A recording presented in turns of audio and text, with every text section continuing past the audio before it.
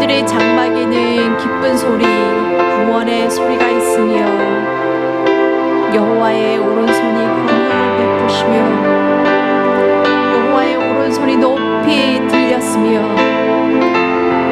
여호와의 오른손이 권능을 베푸시는도다.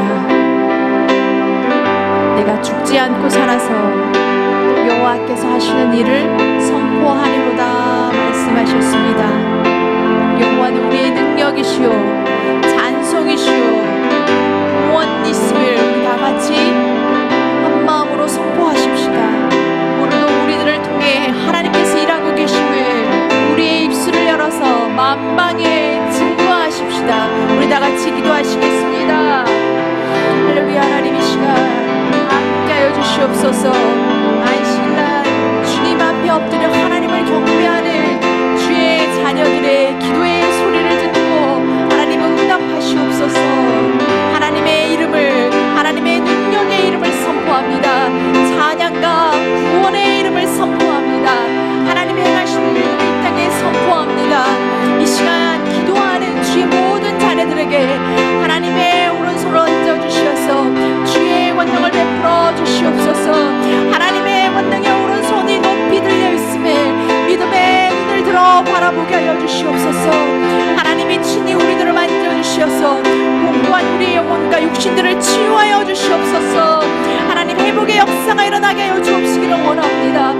여호와의 권능의 손으로 말미암아 이 땅에 죽지 않고 살아서 하나님의 영광을 보게 하실 것이니 우리 여호와의 이름을 찬양합니다.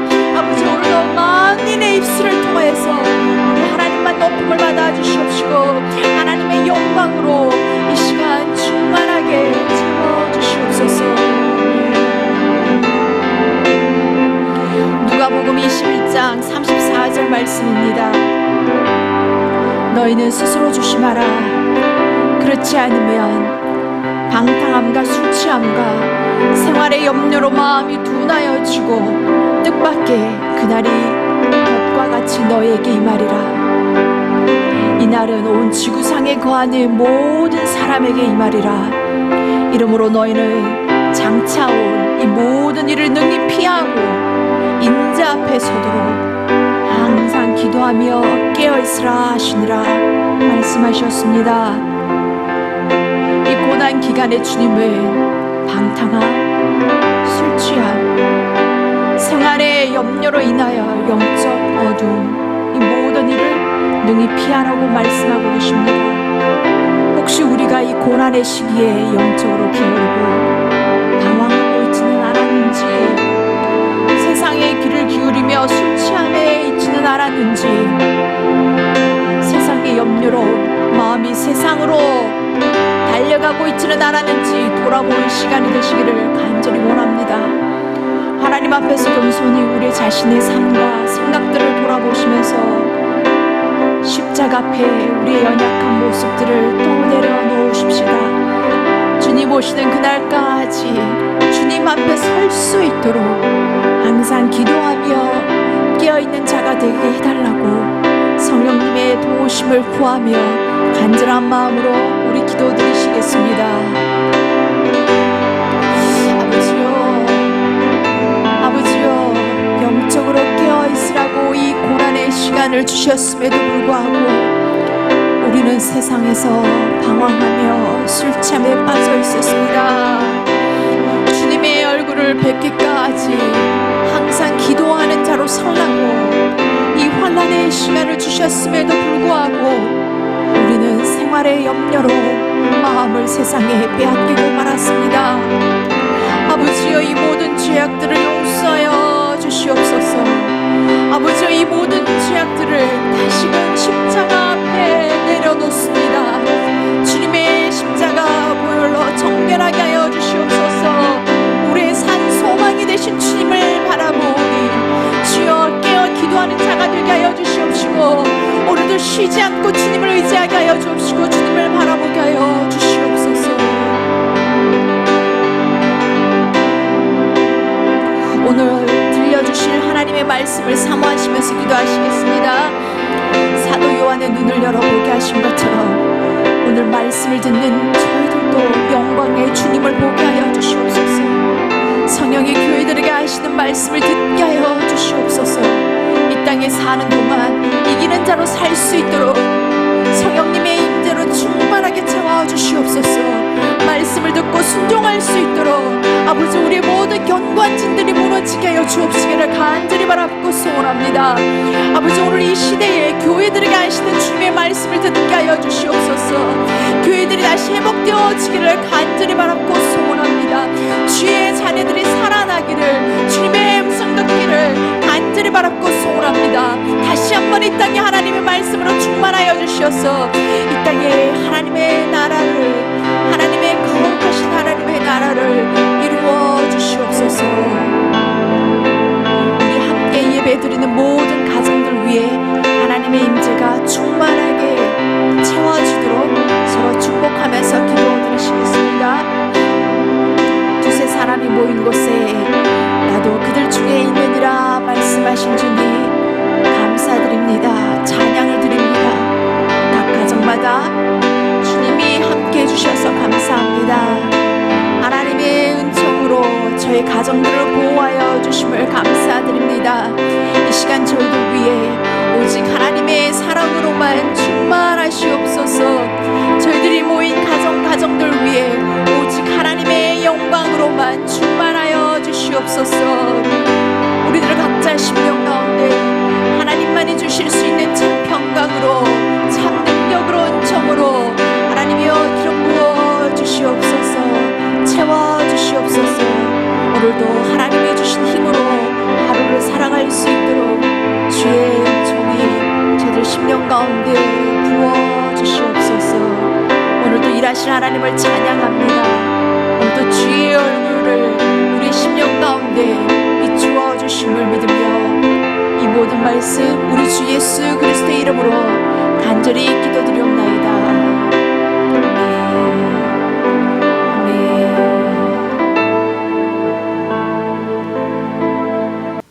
할렐루야. 오늘 온라인 예배와 그리고 각 처소에서 가정에서 말씀 가운데로 나오시는 여러분들을 주님 이름으로 환영하며 진심으로 축복합니다. 우리는 요한계시록 말씀을 지금 나누고 있는데 요한계시록을 쭉 읽어가다 보면 떠오르는 성경 말씀이 있습니다. 바로 빌립보서입니다. 빌립보서는 언제 죽을지 모르는 고난 가운데 쓰여진 말씀이지만 기쁨으로 충만합니다. 4장밖에 안 되는 그 말씀 속에 기뻐하라는 말씀이 무려 16번이라 기뻐하라. 내가 다시 말하노니 기뻐하라. 바울은 그 감옥 속에서도 언제 죽을지 모르는 상황 가운데서도 그 기쁨과 감격으로 그 소망으로 넘쳤다는 것입니다. 오늘 우리가 읽는 요한계시록이 그런 성경입니다. 구구절절히 우리에게 말씀하시는 것은 그리스도인 안에 있는 기쁨입니다. 그리스도인 안에 있는 소망에 대해서 말씀하는 것입니다.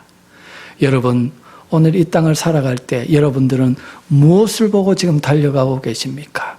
여러분의 인생의 종착역에 마지막에는 무엇이 기다리고 있습니까? 히브리서 9장 27절에 보면은 한 번 죽는 것은 사람에게 정하신 것이고 그 위에 뭐가 있다고요? 심판이 있다는 것입니다. 그런데 이 세상에 있는 것들은 우리가 이 땅에 살아갈 때는 우리에게 유익을 줍니다. 너무나 필요하고 소중한 것들이지만은 이 땅을 떠나갈 때에는 아무것도 가져갈 것이 없습니다. 심판대 앞에서 우리의 소망의 대상이 되는 것은 아무것도 없다는 것입니다. 그런데 오늘 요한계시록에 보면은 우리가 죽을 때, 아니 죽은 후에도 영원한 우리의 소망이 대상이 되는 것이 있다는 거예요. 그것에 대해서 말씀하시는 것이 요한계시록입니다. 그분이 누구십니까? 주 예수 그리스도. 오늘 우리가 주님으로 영원한 왕으로 섬기고 모시고 살아가는 그 주 예수 그리스도라는 것입니다. 오늘 이 말씀 가운데 그 주님께서 임재하십니다. 우리에게 말씀하십니다. 기쁨을 주시고 소망을 주시기 위해서 말씀하십니다. 말씀 가운데 이 주님을 만나는 은혜가 있기를 바랍니다. 여러분 가운데 기쁨과 소망이 충만한 이 시간, 이 한 주간 되시기를 주님 이름으로 간절히 축원드립니다. 그러면은 오늘 말씀 가운데 주님은 어떤 모습으로 임하고 계십니까? 본문 8절입니다. 처음이며 마지막이요 죽었다가 살아나신 이가 이르시되.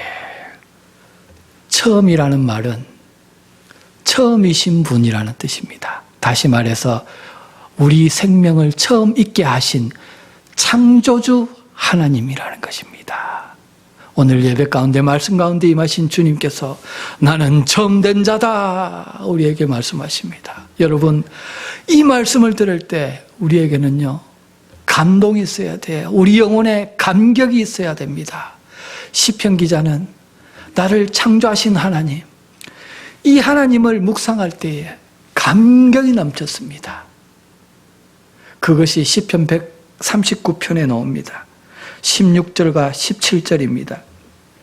내 형질이 이루기 전에 주의 눈이 보셨으며 나를 위하여 정한 날이 하루도 되기 전에 주의 책에 다 기록되었나이다.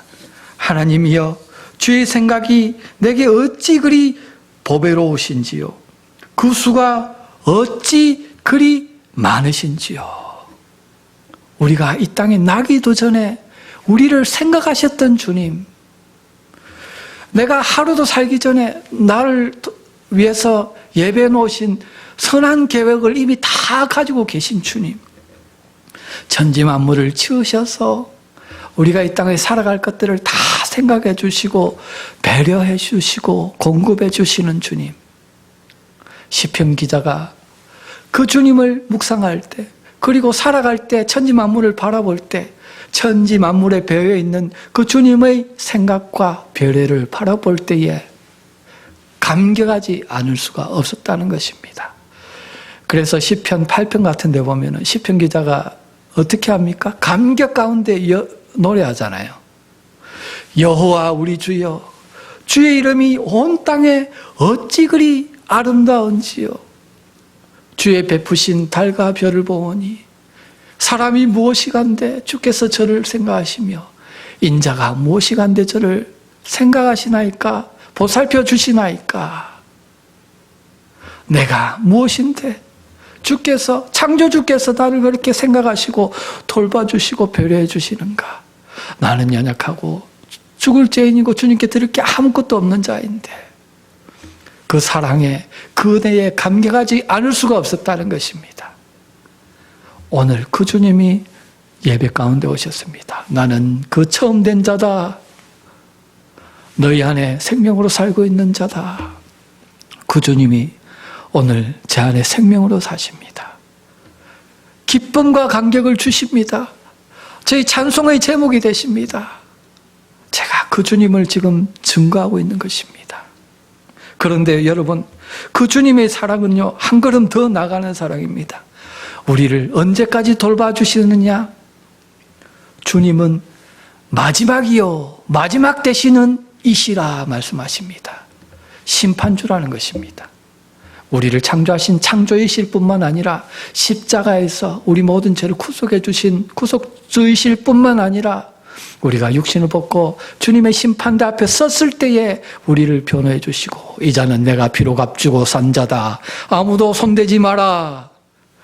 나의 의인이다. 나의 자녀다. 주님께서 우리를 변호해 주실 것입니다. 할렐루야. 그런데 여기가 끝이 아니에요. 우리 주님의 사랑은요, 나는 죽었다가 살아나신 이다. 이 시간 오셔서 선포하고 계신 것입니다. 무슨 말씀이십니까? 생명의 주시라는 것입니다. 영생의 왕이라는 것입니다. 우리를 창조하셨고 구속하셨고 심판하실 때 변호해 주실 뿐만 아니라 나와 영원히 하나님의 나라에서 영원히 나와 함께 살자, 저와 여러분들을 초청하시며 생명 가운데 초청해 주시는 것이라는 것입니다. 저는 이 주님을 생각할 때요, 그 주님이 늘 예배 가운데 찾아오시고 무엇보다도 성령으로 내 마음 가운데 생명으로 사십니다.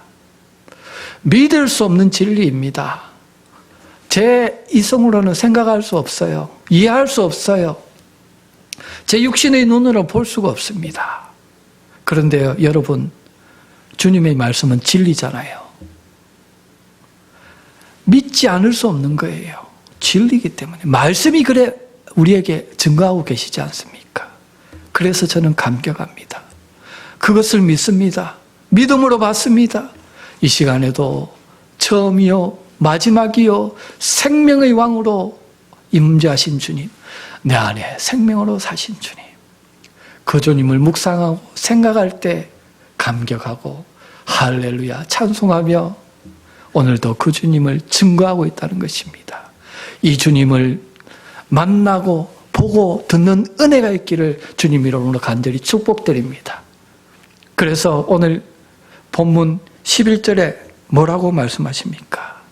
귀 있는 자는 성령이 교회들에게 하시는 말씀을 들을지어다. 말씀을 들을지어다. 말씀 가운데 임하시는 주님을 만나라는 거예요. 그 말씀을 들으라는 거예요. 오늘 듣고 또 듣고 계속해서 그 말씀을 들으며 저는 살기를 원합니다. 듣고 보고 또 보고 계속해서 그 주님의 모습을 보며 살기를 원합니다. 왜? 영적인 승리란 한 번, 두 번 이기면 되는 것이 아니기 때문에 마지막 날까지 주님 앞에 서는 그날까지 계속해서 이기는 자로 서야 하기 때문에 주님의 음성을 듣지 못하고 주님의 모습을 보지 못하면 나는 살아갈 수 없다는 것입니다. 승리할 수 없다는 것입니다. 이 땅에 존재하는 교회의 현실이라는 거예요. 성도들의 현실이라는 거예요. 연약한 현실, 궁핍한 현실. 바로 오늘 서문학교회가 그런 연약하고 궁핍한 교회였습니다. 그래서 본문 9절에 서문학교회의 현실을 뭐라고 요약해주고 있습니까? 핍박과 궁핍. 궁핍은 가난이죠. 가난한 교회. 여러분, 신실한 믿음으로 살다 보면은요, 이 땅에 핍박이 찾아와요. 어려움이 찾아와요.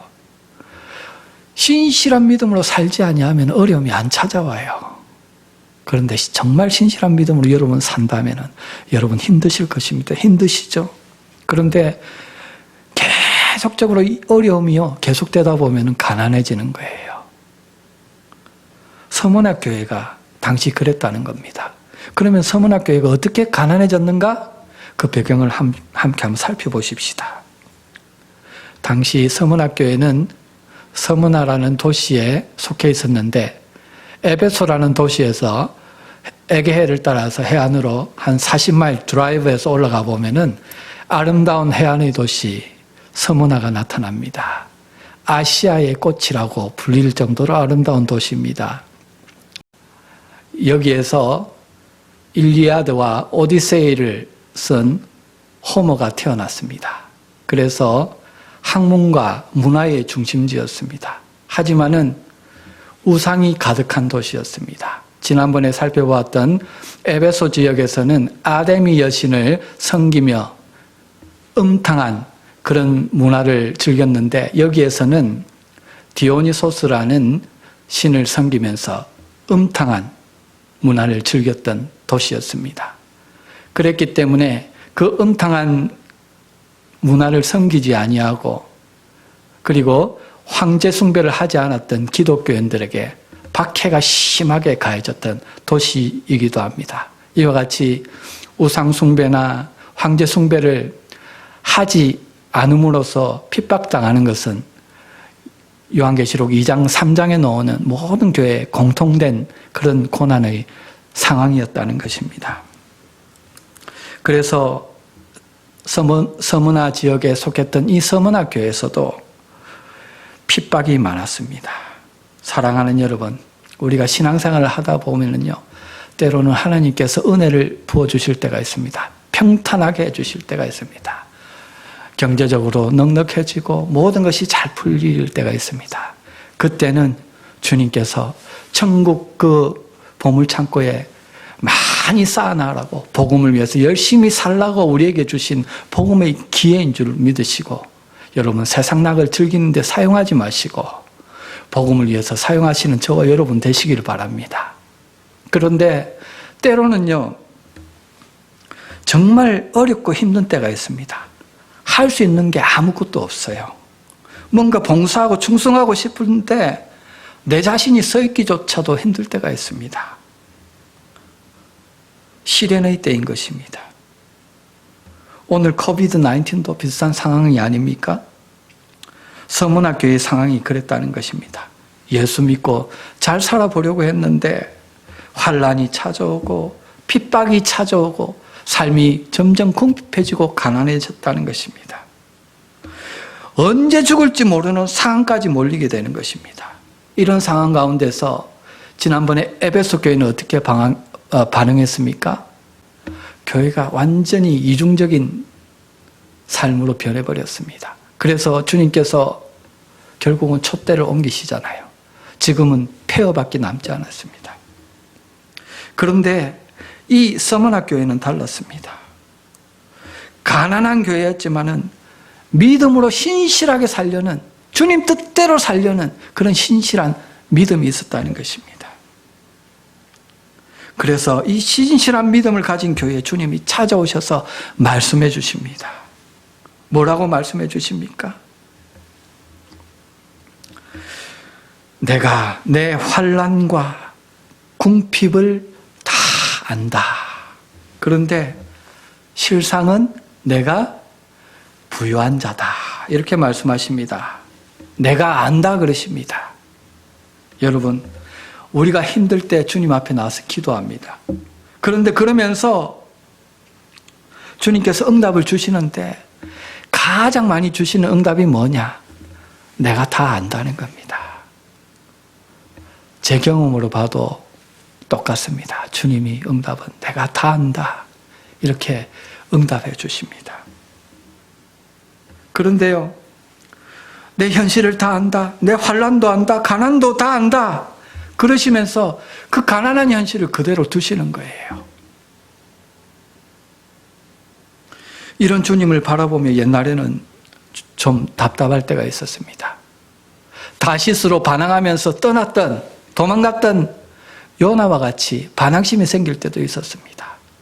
그런데요, 지금 되돌아보니까 그게 아니었습니다. 저는 내가 다 안다 이렇게 말씀하시는 이 말씀 속에서 주님의 그 깊은 사랑을 봅니다. 주님의 그 잠잠한 눈으로 나를 바라보시며 보호해 주시며 인도해 주시는 그 주님의 사랑을 본다는 것입니다. 뭘 보여주고 계십니까? 무엇을 말씀하고 계십니까? 실상은 네가 내 안에서 부요한 자라는 것입니다. 그것을 보여주시는 것이에요. 그것을 살아가면서 점점 깊이 깨달아 알게 해주시는 것입니다. 여러분, 이 주님을 바라볼 때 감격이 있고 기쁨이 있고 소망이 있는 것입니다. 주님 안에 부요한 내 자신을 바라보는 그 기쁨과 은혜는요, 세상에 그 무엇이 주는 기쁨보다 더 큰 기쁨인 줄로 믿습니다. 제가 중간에 괄호를 쳐놓으려고 했는데 환난과 궁핍을 알거니와 그 다음에 괄호가 있어요. 여러분, 저기서 쳐놓지는 않았지만 괄호가 있다고 생각해 보십시오. 원어에는 있는 단어가 지금 한글 번역에는 누락되어 있습니다. 너는 환난과 궁핍하다. 그리고 괄호가 있는데 그러나라는 괄호가 숨겨져 있어요. 믿음의 눈을 뜨고 실상을 바라볼 줄 알아야 된다는 것입니다. 그 실상을 바라보며 믿음으로 선포하는 자인 것입니다. 그러나 나는 부유한 자이다. 주님 안에 있는 나 자신을 바라보며 그러나라며 믿음의 선언을 하며 달려가는 자가 바로 참 믿음을 가진 자라는 것입니다. 여러분, 참 믿음은 내가 속해 있는 이 고난의 현실 가운데 감정에 휩싸여서 낙심하고 주저앉는 자가 아니라는 것입니다. 십자가로 승리하신 그 주님을 내가 믿음으로 모셨기 때문에 그 주님 안에서 나는 이미 승리한 자다. 그러나 나는 부유한 자이다. 라고 선포하며 믿음으로 달려가는 자인 줄로 믿습니다. 오늘 이런 그러나라는 믿음의 고백이 저와 여러분들의 고백이 되어서 어떤 고난의 현실 가운데서도 믿음으로 실상을 바라보며 승리하시는 이 시간, 이 한 주가 되시기를 주님 이름으로 간절히 축복드리는 것입니다. 그래서 계속해서 영적 전쟁에 대해서 말씀하십니다. 10절입니다. 너는 장차 받을 고난을 두려워 말라. 그리스도인의 고난에 대해서 말씀하십니다. 고난이 면제되고 영적 싸움이 면제된 인생은 아무도 없다는 것입니다. 그런 성도와 교회는 없다라는 것입니다. 히브리서 2장 9절에 하나님의 아들 예수도 죽음의 고난 받으심을 인하여 영광과 존귀로 관을 쓰셨다. 고난 없는 영광이 없다라는 것입니다. 여러분에게 오늘 주어진 고난은 무엇입니까? 여러분의 어깨에 지워진 고난의 십자가가 무엇입니까? 여러분, 감당해야 된다는 것입니다. 그런데 주님은 장차 받을 고난을 두려워하지 말라라고 말씀하십니다. 우리 속에 있는 두려움의 실상에 대해서 말씀하시는 것입니다. 여러분, 사실은요, 이 두려움의 실상을 잘 보셔야 돼요. 고난이 두려운 게 아니에요. 고난받아서 죽을까봐 두려운 거예요. 나에게 있는 질병이 두려운 것이 아니라 그 질병 때문에 내가 죽을까봐 죽음에 대한 두려움이 있다는 겁니다. 코비드-19이 두려운 것이 아니라 이 코로나 바이러스 때문에 내가 죽을까봐 죽음에 대한 두려움이 있다는 것입니다. 다시 말해서 이 두려움의 실체는 죽음에 대한 두려움인 것입니다. 그런데 로마서 6장 23절에 죄의 삭은 사망이다. 죄의 삭은 죽음이라 했습니다. 바로 우리에게 있는 두려움의 실체는 무엇입니까? 죄와 죽음이라는 것입니다. 죄와 사망의 법. 그래서 여러분, 우리가 승리하신 그리스도를 믿는 자라면요, 최소한 이 두 가지는요, 해결을 한 자라야 됩니다. 죄의 문제, 죽음의 문제는 해결하고 살아가는 자가 되어야 한다는 것입니다. 그리스도인은 누구냐라는 것입니다. 그리스도의 믿음의 능력이 어디 있느냐라는 것입니다. 죄를 두려워하지 않는 믿음, 죽음을 두려워하지 않는 믿음, 그 능력이 바로 그리스도인의 믿음과 능력이라는 것입니다. 왜냐하면 이미 나는 주님 안에서 죄와 죽음의 문제를 해결한 자이기 때문입니다. 그 승리하신 주님이 내 안에 생명으로 사시잖아요. 나와 늘 함께 하시잖아요. 나의 시작부터 나의 마지막까지 영원 천국까지 나와 함께 하시는 주님이다. 오늘 말씀 가운데 임하셔서 선포해 주시는 줄로 믿습니다. 그 주님이 오늘 저와 여러분들이 소망의 대상으로 섬기며 믿음의 경주를 하는 그 주님이신 줄로 믿습니다. 그래서 그런 자에게는요, 어떤 고난이 찾아와도 두렵지 않습니다. 왜? 고난 뒤에 있는 죽음의 문제를 해결했기 때문에. 어떤 질병이 와도 쓰러지지 않습니다. 왜? 질병으로 죽을까봐 하는 그 두려움, 죽음의 문제를 해결했기 때문입니다. 마찬가지입니다. 코비드-19도 두려워하지 않습니다. 어떤 감옥과 핍박의 상황에서도 두려워하지 않고 나의 주님은 오직 주 예수 그리스도, 나를 위해서 십자가 지신 주님, 그 주님이 나를 창조하셨고 심판대 앞에서 또 나를 변호해 주실 것이다. 영원 천국에서 나의 주님이 되어 주실 것이다. 이런 확신 가운데 담대하게 죽음도 맞이하는 것입니다. 이것이 바로 오늘 서머나 교회 교인들이 그 당시 가졌던 믿음의 능력이었다는 것입니다. 히브리서 2장 14절로 15절에 보면은요, 우리의 영적 실상에 대해서 말씀합니다. 자녀들은 혈과 육에 속하였음에 그도 또한 같은 모양으로 혈과 육에 함께 지니심은 죽음을 통하여 죽음의 세력을 잡은 자 곧 마귀를 멸하시며 또 죽기를 무수함으로 한평생 매여 종노릇하는 모든 자들을 놓아주려 하심이니. 여러분, 주님이 이 땅에 오신 목적을 뭐라고 이야기하고 있습니까? 마귀의 일을 멸하려 하심이라. 마귀의 일이 무엇입니까?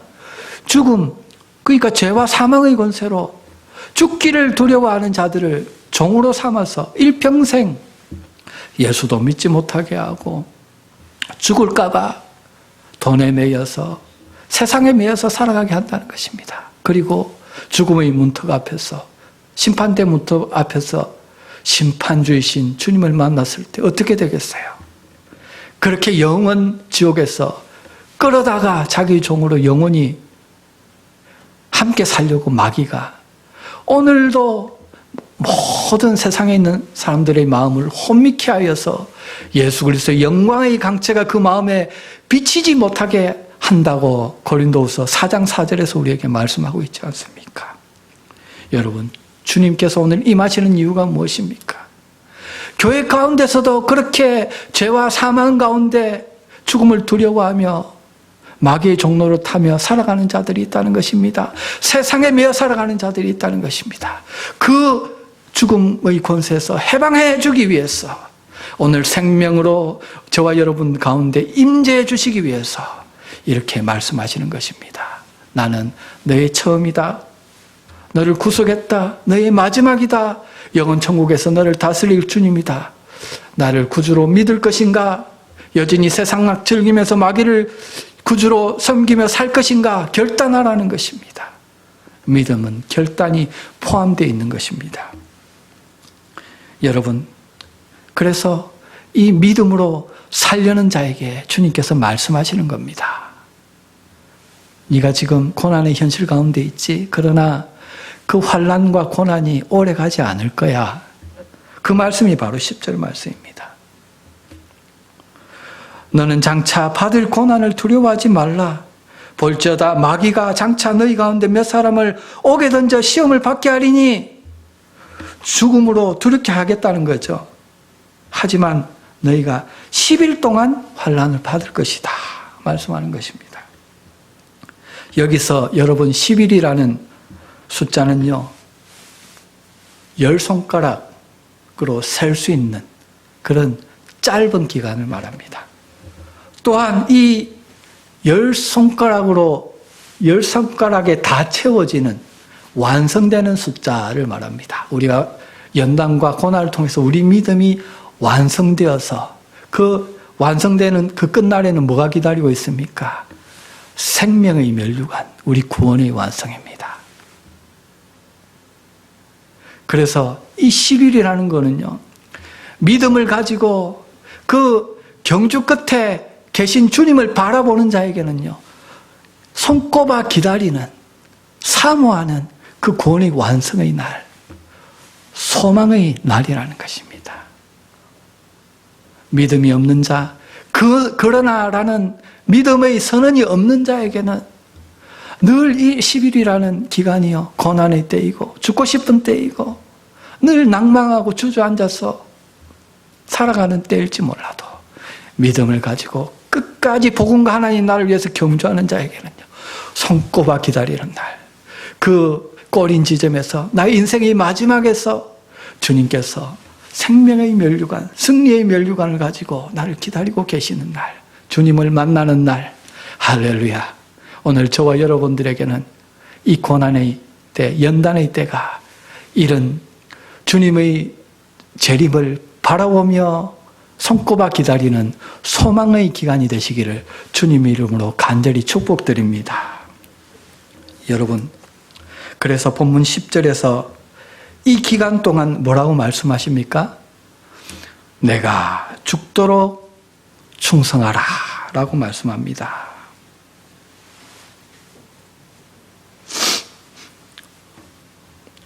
죽도록 충성하라는 말은, 여러분 이 말씀을 듣고 사람들은, 어떤 사람은 일만 죽도록 하는 사람들이 있습니다. 그런 뜻이 아닙니다. 충성하라는 말은요, 피스티오, 다시 말해서 believe, 믿으라는 거예요. 신실하라는 거예요. 죽을 때까지, 마지막까지, 처음이요 마지막이신 그 주님 앞에 설 때까지 신실하게 믿음 가지고 살아라 라는 뜻입니다. 이 말씀을 더 잘 이해하기 위해서는 이 서문학교의 당시 감독이었던, 이 말씀을 실제로 받고 이 주님을 만났던 폴리감 목사님의 선교 일화를 한번 우리가 나누어야 됩니다. 폴리감 목사님은요, 사도 요한의 제자였습니다. 서문학교회를 다니면서 이 편지를 받았는데 AD 155년에 기독교의 탄압이 아주 거세졌습니다. 그때 80세가 넘는 나이에 교회에서 죽음을 맞이하려고 했습니다. 하지만 교인들이 그러면 안 된다고 목사님을 피신시켰습니다. 그런데 이 원수들은요, 이 폴리감 목사님만 없애면 되잖아요. 그러면 교회가 다 뿔뿔이 흩어지고 배교가 일어날 거잖아요. 그래서 폴리감 목사님을 이미 있는 데를 알아내기 위해서 어린아이들을 데려다가 고문하면서 위협하는 겁니다. 그래서 할 수 없이 폴리감 목사님은 내가 잡혀가겠다 결단하는 것입니다. 그래서 군인들이 목사님을 체포하러 왔습니다. 이때 목사님은 자기를 잡으러 온 군인들에게 다가를 베풉니다. 그러면서 1시간만 내가 기도하고 갈 수 있게 도와달라. 그래서 1시간을 기도하게 되었습니다. 그런데 그 기도는 1시간을 지나서 2시간을 넘어섰습니다. 그 기도하는 모습을 보고 체포하러 온 군인들이 감동을 받은 것입니다. 폴리감 목사님이 체포되어서 갔습니다. 그런데 원수들은 이 목사님을 회유하기 위해서 정부의 관리였던 친구를 데려다가 회유합니다. 유복의 친구요. 한 번만, 너 진심이 아니라도 좋으니까 한 번만 주 예수 그리스도가 나의 구주가 아니라고, 황제가 나의 구주라고 한번 고백하게, 당신의 가족도 생각해야 되지 않겠나? 응? 여생을 편안하게 살아가야 되지 않겠나? 이렇게 회유하는 것입니다. 그럴 때 이 폴리감 목사님이 친구에게 고백했던 이 말이 회자되어서 오늘 우리에게 울려 퍼지고 있습니다. 친구여, 나는 무려 86년간이나 그분과 함께 살았네. 그분은 그 기간 동안 늘 나에게 신실하셨네. 한 번도 나를 모른다 부인한 적이 없으셨다네. 그런데 내가 어떻게 이 노령에 몇 년 더 편안하게 살겠다고 그 주님을 부인하고 그 주님에게 신실하지 않을 수가 있겠는가. 마지막까지 그렇게 할 수 없다고 말했습니다. 그랬을 때 결국 폴리감 목사님은 원형 경기장으로 끌려갔습니다. 그런데 이미 그때는 짐승들이 그 경기가 다 끝난 상황이었기 때문에 목사님은 다시 화형을 당하기 위해서 목욕탕 장작들을 다 모은 그곳으로 끌려갔습니다. 그리고는 빌라델피아의 11명의 교인들과 함께 화형당해서 순교했다고 일화가 전해지고 있습니다. 여러분, 이 일이 있은 후에 이 서머나 지역에 지진이 생겼습니다.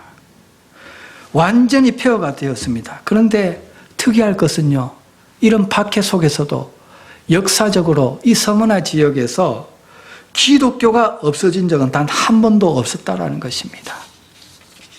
에베소 교회와 너무 대조되지 않습니까? 서머나에만 유독 많은 그리스도인들이 믿음을 지키며 끝까지 신실하게 살아갔다라는 것입니다. 바로 죽음을 두려워하지 않고 끝까지 주님께 신실했던 교회들의 생명의 능력인 것입니다. 서머나에 있는 폴리갑 기념교회입니다. 폴리갑 목사님의 순교 장면이 사방에 그려져 있습니다. 그런데 오늘 주시고자 하는 말씀은요, 이 폴리갑 목사님의 믿음이 주제가 아니에요. 폴리갑 목사님에게 나타나셨던 그 소망의 대상, 처음이시고 마지막이시고 죽었다가 다시 살아나셨던 그 영생의 주님이라는 것입니다. 그 주님이 폴리갑 목사님 안에 생명으로 사시면서 이와 같이 놀라운 믿음의 열매를 맺게 하셨다는 것입니다. 여러분, 오늘 우리 신앙의 승리가 어디에 있습니까? 그 승리하신 주님을 바라보는 것입니다. 나를 창조하셨고 마지막 심판 때까지 나를 돌봐주실 주님, 지금도 내 안에 생명으로 사시는 영생의 주님, 그 주님을 바라보고 그 주님을 의지하고 살아가는데 우리 소망이 있는 것입니다. 그 주님께 충성하며 끝까지 헌신할 때에 여러분, 생명의 면류관에 대한 우리의 소망이 넘쳐흐르는 것입니다. 반면에 이 땅을 바라보며 에베소 교인들과 같이 더더욱 폐기론을 주장하며 한번 구원받았으니까 영생은 따놓은 당상, 이렇게 이중적으로 살아가는 자에게 무슨 소망이 있겠습니까? 교회에서 헌신한들 무슨 소망이 있겠습니까? 오늘 이 말씀이 우리에게 요구하는 것이 무엇입니까? 주님에 대한 신실함입니다. 우리의 생사화복을 주관하실 뿐만 아니라 전지하신 눈으로 교회를 거니시며 모든 행위를 다 꿰뚫어 보시는 그 주님 앞에 신실하게 살아가라는 것입니다. 정결한 신부로 살아가라는 것입니다. 끝까지 주님 앞에서는 마지막까지 살아가라는 것입니다. 그런 자에게 생명의 면류관이 예비되어 있다. 그 소망을 바라보며 기쁨 가운데 즐거움 가운데 살아가라는 것입니다. 그렇게 살아가는 자에게 말씀으로 늘 보여주세요. 그 주님의 모습을 보여주세요. 그 주님의 음성을 메가폰으로 귀에 대고 또렷하게 들려주시는 것입니다. 그 음성 듣고 그 모습을 바라보며 승리할 수 있는 것입니다. 교회들은 성령이 교회들에게 하시는 말씀을 들을지어다, 귀 있는 자는 들을지어다, 들을 귀를 주신다는 것입니다. 고린도전서 15장 55절로 58절에 이렇게 말씀합니다. 사망아, 너의 승리가 어디 있느냐? 사망아, 네가 쏘는 것이 어디 있느냐? 사망이 쏘는 것은 죄요, 죄의 권능은 율법이라. 우리 주 예수 그리스도로 말미암아 우리에게 승리를 주시는 하나님께 감사하노니, 그러므로 내 사랑하는 형제들아, 견실하며 흔들리지 말며 항상 주의 일을 더욱 힘쓰는 자들이 되라. 이는 너희 수고가 주 안에서 헛되지 않은 줄을 알미라. 이는 너희 수고가 주 안에서 헛되지 않은 줄을 알미니라. 할렐루야. 오늘 저와 여러분들의 수고가 헛되지 않은 줄로 믿습니다. 왜? 우리는 이미 죄와 사망의 권세에서 승리한 자이기 때문에. 그 승리하신 주님이 어디에 계시다고요?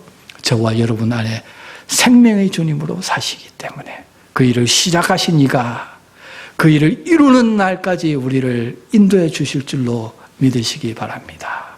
이런 주님의 은혜가 오늘 말씀을 듣고 예배 가운데 있는 저와 여러분들 가운데 충만히 임재함으로 말미암아 주님 앞에 마지막 우리 인생의 여정을 다 마치고 쓰는 그날까지 인도해서 승리의 면류관을 받게 하는 은혜가 있기를 주님 이름으로 간절히 축복드립니다.